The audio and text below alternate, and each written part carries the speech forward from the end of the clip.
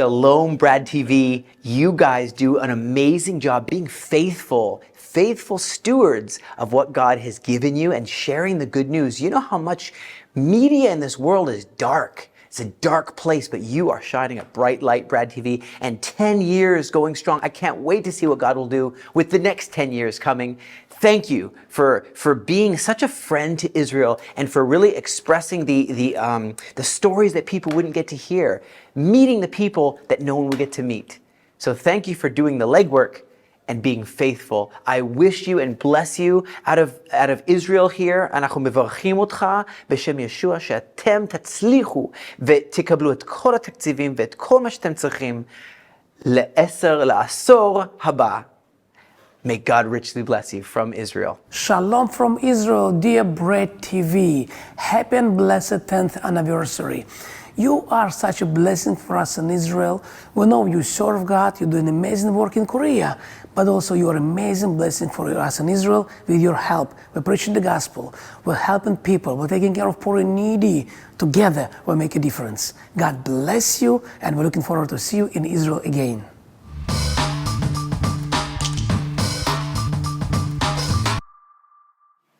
예, 최근 뉴스를 보면 금방이라도 이란이 이스라엘 향해서 보복 공격을 할 것처럼 뉴스가 많이 나왔어요. 또 공격의 날짜가 아마도 8월 5일 전후가 될 것이다. 뭐 이런 구체적인 날짜까지도 나온 적이 있었는데 그로부터 3일 정도가 지났어요. 근데 아직까지도 이란이 이스라엘을 공격하지 않고 있는데 뭐 이란의 나름대로의 뭐 사정이 있는 겁니까? 왜 이러는 거죠? 그러니까 이거를 그냥 이란 이스라엘 대립으로 보면 이게 답이 안 나와요. 그러니까 중간에 미국하고 같이 봐야 되는데. 아하, 이런. 그러니까 지난 4월 이란 이스라엘 충돌이 한 번 있지 않았습니까? 그래서 대규모 로켓 공격해서 미국, 미영 등 아브라함 협정 국가들이 이제 방어막으로 통해서 방어를 했고, 이스라엘은 이제 반격 차원에서 이제 나탄즈 핵시설 옆에 있는 방공망 통제 시스템만 딱 이제 쪽집게 타격을 했단 말이에요. 그렇게 이제 아름답게 마무리가 됐는데, 이제는 그게 안 먹히는 거죠. 이른바 약속 대련을 하려면은 양측을, 그러니까 이스라엘, 이란을 모아놓고 조율을 해야 되지 않습니까? 어느 정도 수위에서 우리가 공격하고 어느 정도 수위에서 이스라엘이 방어를 해야 되느냐. 근데 이게 아직 확정이 안 된 것 같아요. 아하. 그래서 보도 나온 거 보면은 여러 가지 뭐 때린다 얘기만 있지 없어요. 뭐 최근에도 뭐 9일날 때린다 얘기가 있는 것 같은데 그것도 몰라요. 가봐야지 하는데 왜 그러냐면 이 문제의 본질이 뭐냐면 미국 측은 이스라엘 측에 뭐라고 얘기하냐면 절제된 대응을 해라. 그 다음에 오버하지 마라. 동포시에 너무 과격하게 반격하지 마라.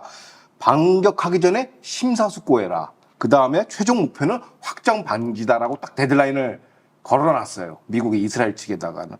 또 악시오스 보도에 의하면 미국 측은 이란에다가 여러 가지 얘기를 했겠죠. 근데 아직 이란 측으로부터 이란이 어떻게 이스라엘을 공격할 수 있는 범위와 공격 규모가 아직 설정이 안 됐다라는 거예요. 이란도 공격에 대해서 아직도 퀘션 마크고 어느 정도 규모로 해야 될지 모르고 이스라엘은 어느 정도 규모로 또 반격해야 될지도 이게 아직 설정이 안 됐다는 얘기인데 그럼 내용을 종합하면 뭐냐면 이란 공격은 상수가 아니에요. 오히려 이스라엘 반격이 상수예요. 그러니까 이란의 공격은 이스라엘의 반격에 대비해서 공격을 하는 거거든요. 그렇기 때문에 요게 아직 일종의 시나리오가 이제 확정이 안 된 것이죠. 그래서 자꾸 때린다, 안 때린다, 언제냐, 뭐 이렇게 자꾸 이거 보도가 나오는 것이고, 약속 대련의 합의 지금 안 맞는 거고, 그러면 지난 4월달과 지금과 차이는 뭐냐? 왜 이게 합의가 안 되냐? 이런 어떤 약속 대련이. 그러면은 4월과 지금과의 본질적 차이는 바로 이스라엘의 태도입니다. 이스라엘은 제한적 대응, 절제적 대응 필요 없어. 우리 무조건 전면전 선제 타격 갈 거야. 라고 지금 입장을 선했기 때문에 이게 조율이 안 되는 것 같습니다. 어쨌든 4월 달에도 약속 대련이 있고 그러면 이번에도 약속 대련으로 갈 가능성이 크다는 얘기인가요? 그렇죠. 근데 그 조율이 아직 안 됐죠. 근데 이스라엘이 먼저 또 이란을 향해서 선제 공격한다는 얘기도 있었는데 아직까지 뭐 선제 공격하지 않는 것도 일단 하긴 할 것 같습니까? 선제 공격을? 연속해서 말씀드리면 지난 4월과 지금 현재 그럼 무슨 사전 변경이 있느냐. 일단 전략적 관점을 우리가 들여다봐야 되는데 이미 미국의 억지력이 붕괴가 됐어요. 그러니까 이스라엘이 더 이상 이제 미국의 어떤 중동 정치를 더 이상 신뢰하지 않는다는 거죠. 첫 번째, 왜 그러냐? 이란은 상시적으로 아무 때나, 그러니까 이란이라고 하면 헤즈볼라 가지고 있는 하마스를 통해서 상시적으로 이스라엘 공격할 수 있지만 이스라엘은 항상 제한된 반격을 해야 되고 항상 이스라엘이 참아야 된다는 구조예요. 이 구조가 계속 지속이 되면 국가 이스라엘은 궁극적으로 파괴로 될 것이고 이란 중심의 중동 질서가 재편될 것이라는 게 이스라엘의 입장입니다. 그게 4월 달하고 지금하고 다 차이고 이른바 억제력이 이제 와야 됐다는 얘기는 뭐냐면 전면전의 그 당위성이 자꾸 이스라엘 내에서 지금 제기되고 있어요. 왜 그런 거 아니야? 이란은 국시가 이슬람 혁명 정부예요. 그러니까 이슬람적 종말론으로 죽을 때까지 우리는 계속 싸운다는 거예요. 이런 사람들한테 억지력이라는 건 의미가 없거든요. 억지력은 상대방이 두려워야 되는데 억지력이 이 전략이 이제 먹히질 않는 거예요. 더 이상 이란과 이란 대리 세력에게. 그럼 솔루션은 뭐냐? 그들에게 굴욕적 패배를 안겨줘야 돼요. 이란과 이란 대리 세력에게. 그럼 그 어떤 형태냐? 레바논 남부, 가자지구, 서한지구까지 그 영토를 이스라엘이 회복을 해야 된다는 거죠. 군사적 점령으로만 부딪혀야지 이 문제가 해결된다는 게 이스라엘 안보 커뮤니티 재야 인사들이 지금 얘기를 하고 있습니다. 그리고 또 지난 4월과 현재 가장 큰 사정 변경은 뭐냐? 바로 그 미 대선인데 바이든이 이제 지금 레임덕이에요, 현재. 그래서 힘이 없고 트럼프 토론에서 드러났죠. 거기서 그렇고 두 번째가 이제 트럼프 암살 시도로 해서 이제 트럼프 당선 가능성이 높아졌단 말이에요.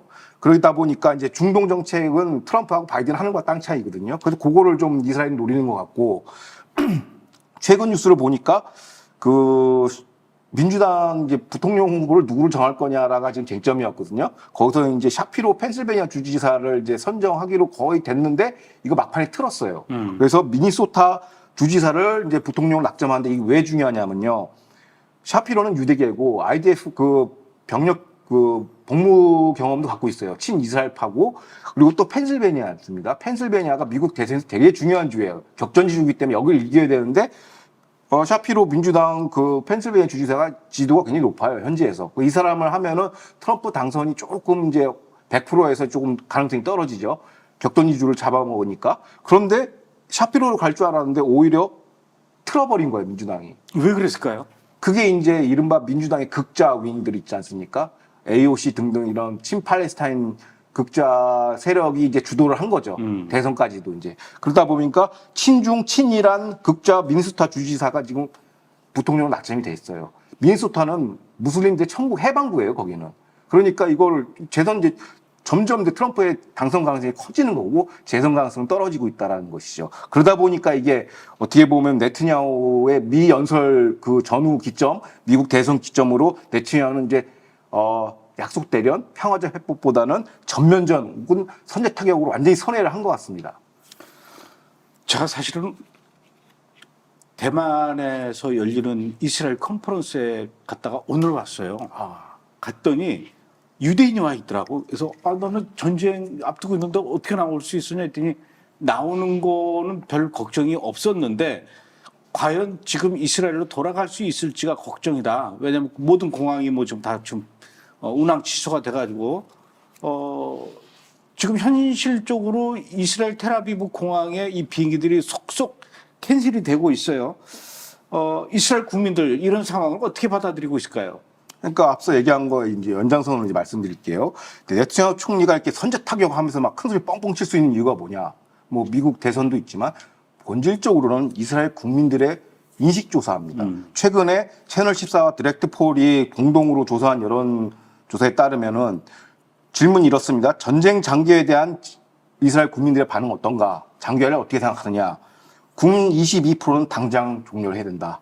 너무 피곤하다.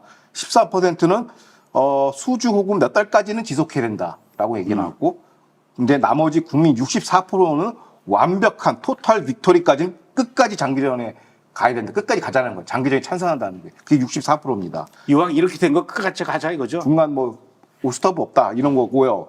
최근에 이제 암살 사태가 있지 않습니까? 우리가 이제 하마스 수뇌부, 헤즈볼라 그 수계급들 인사를 하나씩 차례대로 이제 제거를 했는데 거기에 대해서 국민들의 인식 조사를 보니까 21%는 암살로 인해 장기화될 것이다 전쟁이라고 생각하고 있지만 69%는 오히려 잘 됐다.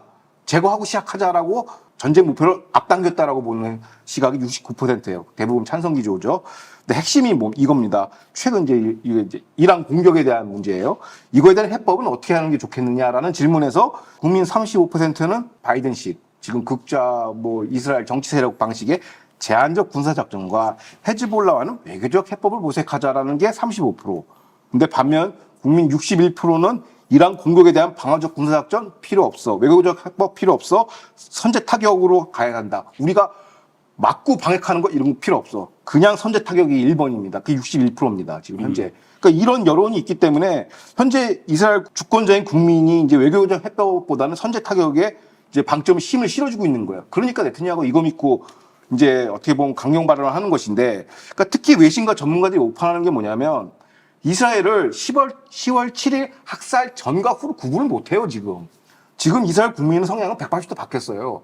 좌파 국민이 많이 사라지고 다 전부 다 우클릭했고, 그러면 국민 성향이 180도 바뀌었다는 얘기는 뭐냐면 국가 이스라엘의 대외 전략, 안보 전략도 180도 바뀌었다는 거예요. 그럼 그걸 뭔 얘기하냐면 10월 7일 학살 전후로 중동 정치의 방정식도 바뀌었다라는 거예요. 지금 얘기하는 거는 뭐 약속 대련 이런 거는 과거 작법입니다. 이제 새로운 작법에 이제 적응을 하셔야 된다고 생각합니다. 이스라엘 국민들의 64%가 끝까지 끝장을 봐야 된다 이렇게 얘기하고 61%가 선제 타격을 해야 된다. 이렇게 지금 부르짖고 있는 마당에 베냐민 네타냐후가 이 시점에서 국민들의 요구가 이름에도 불구하고 그냥 이 정도에서 끝냅시다라고 하면 오히려 더 큰 타격이 오겠네요. 축출당해요. 본인이 못 견뎌요, 그 정치적 압력을. 그러니까 한 가지 더 첨언하자면 이제 선제 타격을 했을 경우에는 언제 할 거냐가 중요한데, 예를 들어서 이제 이란이 뭐 전투기나 뭐 혹은 로켓에다 공중 급유를 하지 않습니까? 이런 급유를 해야 돼요. 네, 기름을 넣어야 되겠죠. 기름 넣고 그 어떻게 보면 사전 준비 작업이라는 게 필요하거든요. 헤즈볼라도 마찬가지고 그 시점까지 기다린다는 거예요. 크리티컬한 상황까지 기다려서 들어가서 때리겠다는 거거든요. 그게 선제 타격이에요. 그래서 저는 이번에는 선제 타격으로 갈 것 같아요. 제가 뭐 추정이지만은, 왜냐하면 세팅하고 준비하는 결정적인 시기에 들어가서 이제 선제 타격하는 거고, 아까 이다현 PD가 보도해드린 그 사닉붐 있지 않습니까? 음속으로 저공 비행하는 것도 하나의 무력 시비 행사입니다. 우리가 보고 있다. 준비해. 우리가 때릴 테니까. 이거를 보여주는 거라고 보여집니다. 근데 지금 어떤 분이 댓글로 그렇게 얘기했어요. 이란 방송에서 아부월 9일 때 이미 뭐 1차 성전 무너지고 2차 성전 무너지고 이런 일이 있었을 때를 기점으로 해서 공격할 걸로 좀 선포했다 이렇게 얘기가 나오고 있으니, 만약에 그렇다면은 이스라엘이 아부월 9일 이전에 먼저 선제 타격할 수도 있겠네요. 하게 되는데 9일이 그날도 디데이인지 잘 모르겠습니다. 왜냐하면 이란은 지금 사면초가예요. 지금 솔직히 말해서 면이 완전히 찌그러졌거든요. 왜냐하면 테헤란 자기 심장부에서 하마스가 제거당했기 때문에 못 견디는데, 뭔가를 하긴 해야 되는데 하면은 이스라엘이 압도적인 반격이 들어오니까 지금 약간 이러지도 저러지도 못하고 미국 눈치 보고 있는 것이죠. 지금 이 상황에서 우리는 전쟁이 제발 일어나지 않게 해주십시오. 또 빨리 끝나게 해주십시오. 이렇게 할 게 아니라 전쟁이 일어날 것은 기정사실이기 때문에 이스라엘이 이 전쟁에서 반드시 승리할 수 있게 해주십시오. 이렇게 기도를 해야 될 것 같아요. 그러니까 안보 방정식이 바뀌었어요. 그래서 이거는 단순 평화는 좀 의미가 없고 이제 뭐 주님 뜻대로 가야 돼요.